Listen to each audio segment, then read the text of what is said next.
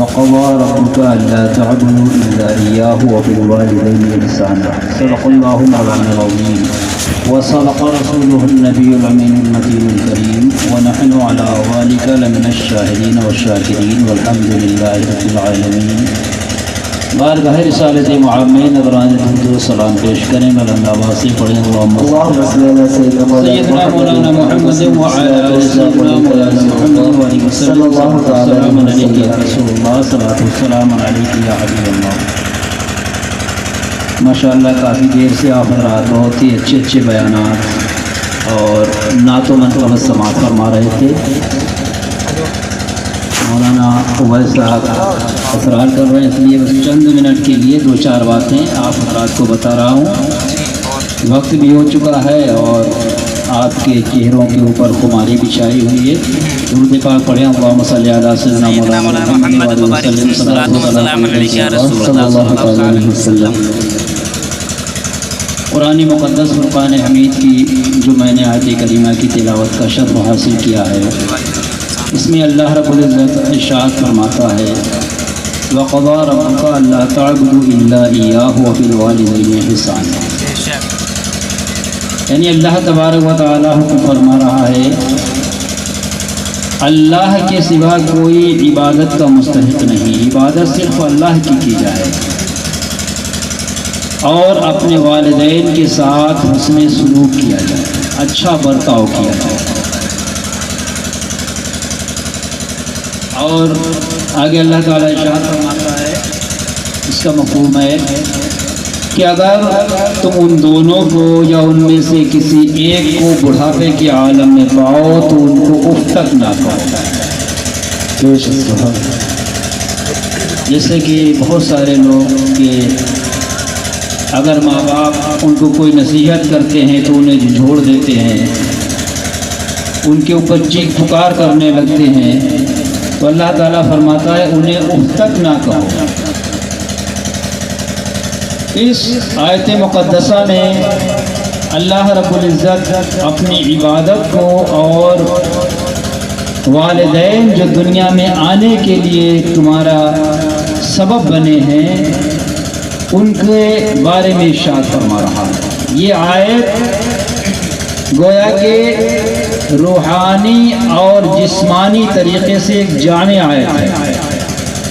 سب سے پہلے اللہ تبارک و تعالی نے اپنی عبادت کا حکم دیا کہ اللہ کے سوا کوئی عبادت کے لائق نہیں، اس کے علاوہ کسی کی عبادت نہیں کی. اس کے بعد میں اللہ تعالی نے ارشاد فرمایا اپنے والدین کے ساتھ حسن سلوک کرو. دنیا میں آنے کے بعد انسان کے دو طریقے کے رشتے ہوتے ہیں. ایک تو انسان کا جسمانی رشتہ ہوتا ہے، ایک انسان کا روحانی رشتہ ہوتا ہے.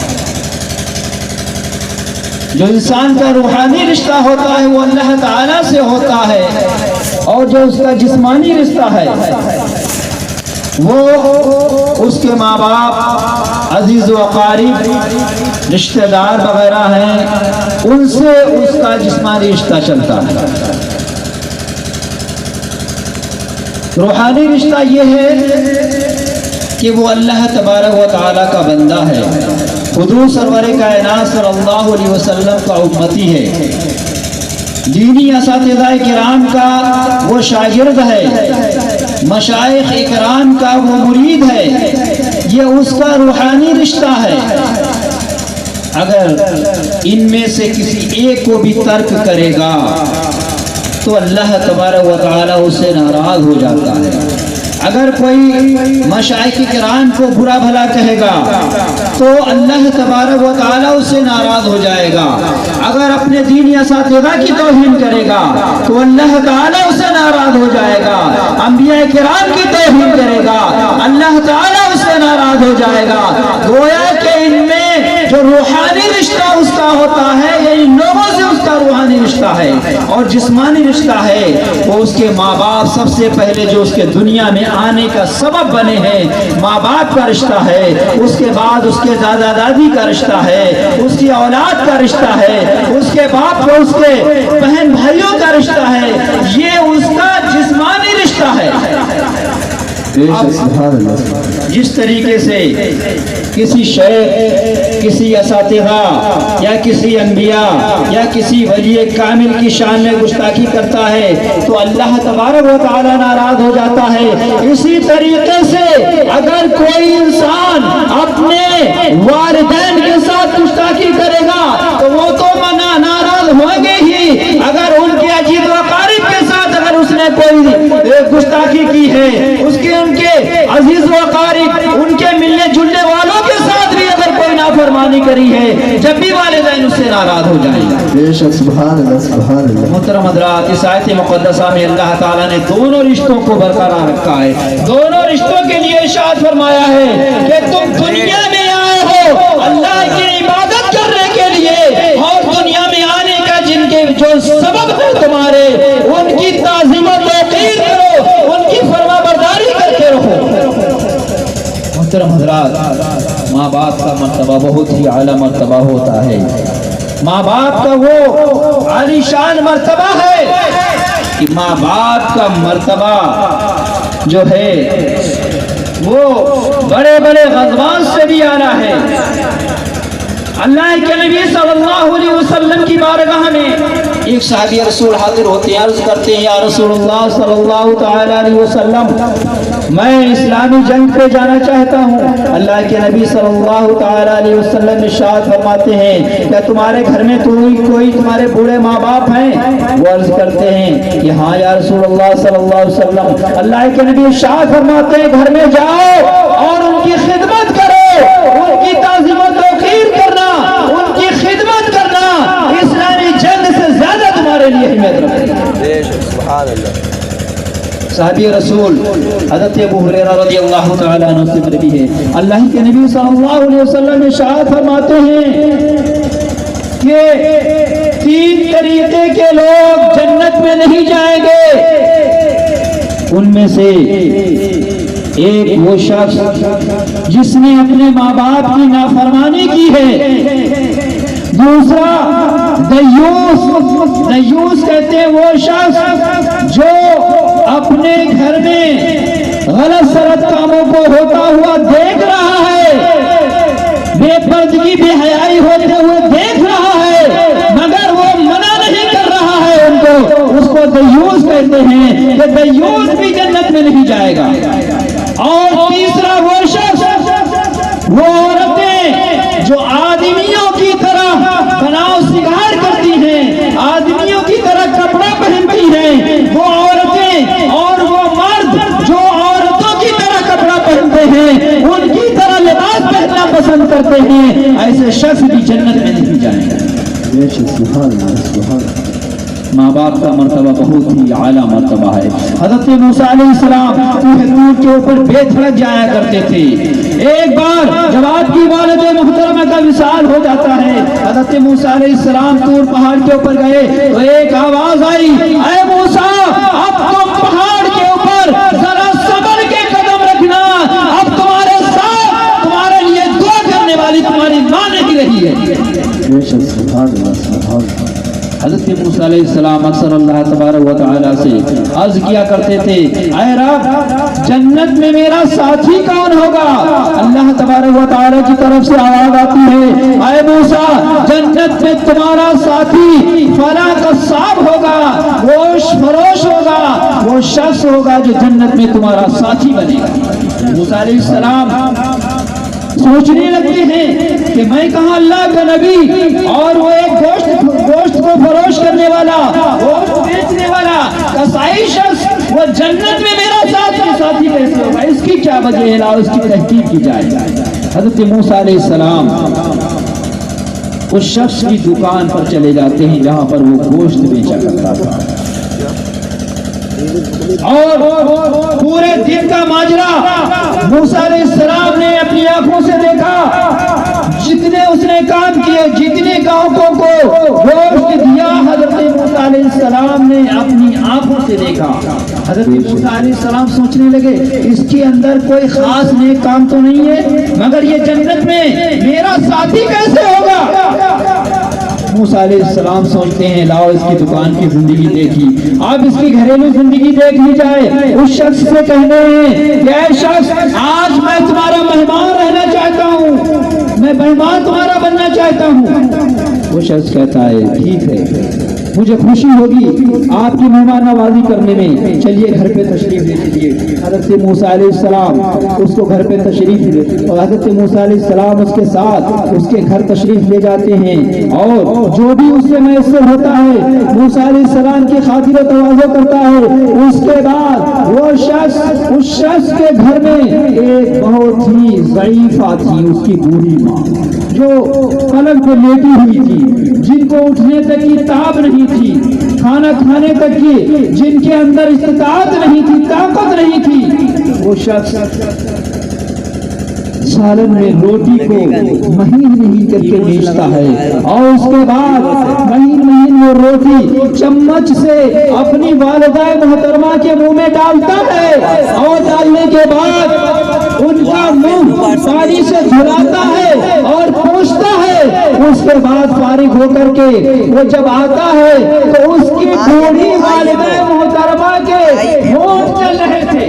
موسیٰ علیہ السلام نے غور کیا، ہونٹوں کے پاس جب اپنے کانوں کو لے گئے تو موسیٰ علیہ السلام نے اپنے کانوں سے کیا سنا کہ وہ ضعیفہ، وہ بوڑھی ماں اپنے اس بیٹے کے لیے دعا کر رہی تھی، اے پروردگار عالم، اے میرا اتنا نیک بیٹا ہے، میری اتنی تعظیم کرتا ہے، میری اتنی عزت کرتا ہے، میری اتنی خدمت کرتا ہے، اے پروردگار عالم میرے اس بیٹے کو جنت میں موسیٰ علیہ السلام کا ساتھ عطا فرما۔ حضرت موسیٰ علیہ السلام اپنے جب کانوں سے یہ آواز سنتے ہیں تو لرز جاتے ہیں، اور اس شخص سے کہتے ہیں، فرماتے ہیں اے شخص تیری والدہ محترمہ کے منہ سے نکلی ہوئی دعا قبول ہو گئی، میں موسیٰ ہوں اور جنت میں تو میرا ساتھی بن جائے۔ تو والدین کا مرتبہ بہت بلند و بالا ہے، والدین کی شان میں ذرہ برابر میں گستاخی نہیں کرنا چاہیے۔ یہاں تک کہ ایک مسئلہ یہ ہے اگر اولاد نفلی عبادات میں مبتلا ہے، مشغول ہے، وہی نوافل کی عبادت کر رہی ہے، اور اس کے ماں باپ کو معلوم نہیں ہے کہ میری اولاد نفل نماز پڑھ رہی ہے اور وہ آواز دے رہی ہے، تو بچے کو یہ حکم ہے کہ نفلی عبادت چھوڑ کر کے اپنی پہلے بوڑھی ماں کی بات کو سنے، اس کے بعد نماز کو ادا کرے۔ نوافل عبادت سے بڑھ کر کے ماں باپ کا کہنا اور ان کی تعظیم و توقیر اللہ تبارک و تعالی نے فرض قرار دی ہے۔ تو جو لوگ اپنے ماں باپ کے ساتھ کنزوں میں، جو لوگ اپنے ماں باپ کے ساتھ گستاخیاں کرتے ہیں، پھر ان کا عالم کیا ہوگا؟ محترم حضرات، اللہ تبارک و تعالیٰ کے نبی صلی اللہ تعالیٰ علیہ وسلم نے ارشاد فرمایا کہ جو لوگ اپنے ماں باپ کی نافرمانیاں کرتے ہیں ایسے شخص کو جہنم میں ڈالا جائے گا، ایسے شخص سے اللہ اس کا رسول ناراض ہو جاتا ہے۔ یہاں تک کہ دیکھیے ماں باپ اور باپ کا دوست، اس دوست کے بارے میں بھی اللہ کے نبی نے ارشاد فرمایا کہ جو تمہارے باپ کا دوست ہے، اگر تمہارے ماں باپ نہیں رہے ہیں تو اس دوست تک کا احترام کرنا تمہارے اوپر واجب ہے، کہ جو تمہارے باپ کا دوست ہے اس کی بھی تم تعظیم کرو۔ تو کچھ رشتے ایسے ہوتے ہیں جن کو نبھانا فرض ہوتا ہے، یہ ایسے رشتے ہیں، یہ خونی رشتے ایسے رشتے ہیں جن کو نبھانا فرض ہوا کرتا ہے۔ اگر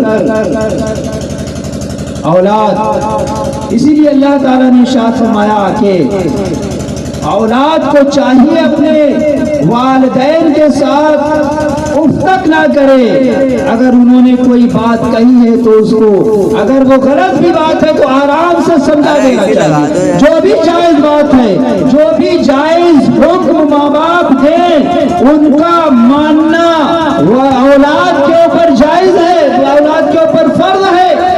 ان کی کی نافرمانی نہیں کر سکتی۔ تو محترم حضرات، ماں باپ کا مرتبہ بہت ہی اعلیٰ مرتبہ ہوتا ہے، اور ماں باپ کی محبت وہ محبت ہوا کرتی ہے جو بغیر لوس، بغیر کسی لالچ کے اپنی اولاد سے ماں باپ محبت کرتے ہیں۔ بیٹا اگر کچھ بھی کماتا نہیں ہے، جب بھی ماں باپ اس کو بھر پیٹ کھانا کھلانے کی کوشش میں لگے رہتے ہیں کہ کہیں میری اولاد کمزور نہ ہو جائے، مگر قربان جائیے کہ 2 4 4 5 5 6 اولادوں کو والد محنت و مزدوری کر کے ان کے پیٹ کو پال لیتے ہیں، مگر آپ 2 4 4 8 8 10 10 اولادیں تو ماں باپ کو صحیح طریقے سے نہیں کھلا پاتی ہیں۔ کتنا افسوس کا مقام ہے۔ محترم حضرات، والدین کی وہ محبت ہوتی ہے جو کسی بھی صورت میں والدین اپنے بچوں کے حق میں اچھا ہی گمان کرنا چاہتے ہیں۔ دیکھیے والدین کتنے بھی برے ہوں، وہ یہی چاہتے ہیں کہ میری اولاد نیک بنے۔ والدین اگر ان پڑھ ہیں، وہ یہ چاہیں گے میری اولادیں پڑھ لکھ کر کے اچھی بن جائیں۔ والدین اگر محنت و مزدوری کر رہے ہیں، وہ یہ نہیں چاہیں گے میری اولاد بھی محنت و مزدوری کرے، وہ یہ چاہیں گے کہ میرے اولاد کوئی اچھے مقام پر فائز ہو جائے، میرے اولادوں کو کوئی اچھا عہدہ مل جائے، میرے اولاد کا کوئی جائز کاروبار ہو جائے۔ والدین اپنے اولاد کے ساتھ کبھی بھی یہ نہیں چاہیں گے کہ میری اولاد جو ہے وہ دنیا میں کسی کے سامنے ذلیل و خوار ہو۔ کتنی ابھی آ جائے گا نالائق اولاد ہو، اس کے بارے میں والدین اس کو اچھا ہی بنانے کی کوشش کریں گے اور اس کو اچھا ہی مشورہ دیں گے۔ یہ والدین ہی کی محبت ہے جو اولاد کے ساتھ بے لوث محبت کرتے ہیں، ہر حالت میں خود بھوکے رہیں گے مگر سوچیں گے کہ میری اولاد کا پیٹ بھر جائے۔ انسان جو ہے جب اس کی شادی ہو جاتی ہے، شادی کر کے جو اپنی بیوی کی وہ لے آتا ہے، اگر 2 4 سال یا 10 20 سال تک ایسے عشرت کی زندگی بیوی کی گزر رہی ہے، وہ اس کا شوہر اس کو کھانے پینے کے لیے دے رہا ہے، ساری اس کی حاجات ضروریات پوری کر رہا ہے، تو بیوی اس کی بہت تعریف کرے گی، اور خدا نخواستہ 40 سال تک اپنی بیوی کی ہر خواہشیں، ہر فرمائشیں شوہر پورا کرتا رہے، اور اگر وہی بیوی 40 سال تک اپنے شوہر کے طرف سے ہر خواہشات پوری کرتی رہی، اگر اس کو 1 2 مہینہ کبھی شوہر کا کچھ لاس ہو جائے، کچھ گھاٹا ہو جائے، کچھ نقصان ہو جائے، اس کو صحیح طریقے سے کھانے پینے کو نہ ملے اور بھر پیٹ کھانے پینے کو نہ ملے، تو وہی بیوی فوراً گالی دینے لگتی ہے۔ دیکھو یہ ہے آج ہماری زندگی نرک بنا دی ہے، ہماری زندگی کو جہنم بنا دیا ہے، ہم کو سول کے کپڑے تک نہیں دیے جا رہے ہیں، ہم کو کھانے پینے کے لیے پیٹ بھر کھانا تک نہیں دیا جا رہا ہے۔ شادی سے پہلے میرے بڑے بڑے اچھے اچھے رشتے آ رہے تھے، ہماری قسمت پھوٹی تھی کہ ایسے شخص کے یہاں میں پھنس گئی۔ تو محترم حضرات دیکھیے وہ بیوی جو 40 سال تک عیش و عشرت کی زندگی گزارتی رہی، بس کچھ دنوں تک شوہر کے کچھ نقصان کی وجہ سے اگر اس کو اچھے اچھے کپڑے میسر نہ ہو گئے تو فوراً وہ جو ہے اس کی نافرمانی پہ آمادہ ہو جاتی ہے۔ مگر ماں باپ ایسے نہیں ہوتے ہیں کہ ماں باپ جہاں جتنا بھی اس کا بچہ بڑا ہو جائے، چاہے وہ کتنا بھی بڑا ہو جائے، کتنا بھی کمانے لگے، اگر نقصان بھی ہو جائے گا تو ماں باپ اس کی حوصلہ افزائی کرتے ہیں، اپنے بچوں کی حوصلہ افزائی کرتے ہیں، ان کا دل نہیں توڑنا چاہتے ہیں بلکہ اپنے بچوں کو سہارا دینے کی کوشش کرتے ہیں۔ تو محترم حضرات یہ جو ماں باپ کی محبت ہوتی ہے، بے لوث محبت ہوتی ہے، ماں باپ کی محبت کی طرح دنیا کی کسی بھی انسان کی کسی بھی شخص کی محبت نہیں ہو سکتی ہے۔ اللہ تعالیٰ کی بارگاہ میں دعا ہے مولا ہمیں سب کو نیک ہدایت عطا فرمائے اور ہمیں سب کو اللہ تعالیٰ اپنے ماں باپ کا فرما بردار بنائے۔ ربی من کل ذنب